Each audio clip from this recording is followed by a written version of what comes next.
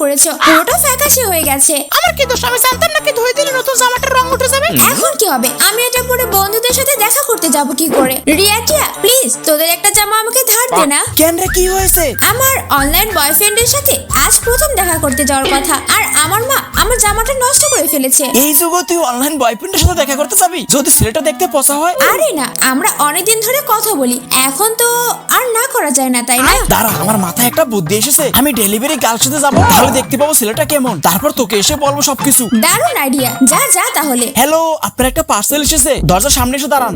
এই যে নিন আপনার পার্সেল। আচ্ছা ঠিক আছে, ধন্যবাদ আপনাকে। ওয়াও, কি দারুণ দেখতে ছেলেটা। আমি তোর প্রেমেই পড়ে গেছি। ছেলেটা দেখতে অনেক সুন্দর, কিন্তু মৃতকে বলা যাবে না এটা। কি রে, ছেলেটা দেখতে কেমন রে? ধুরো, ছেলেটা দেখতে একদম ভালো না, ভীষণ পচা দেখতে। দেখ তেরিকা, আমার মনটাই ভেঙে গেল। আমরা দুজন কালকে ওই ছেলের সাথে দেখা করতে যাবো। তোমাদের মধ্যে মিতু কার নাম? আমার নাম মিতু। না না না, আমার নাম মিতু। এই তুই মিথ্যা বলো কেন? আমার নাম মিতু। তার মানে আমাকে মিথ্যা বলেছিল?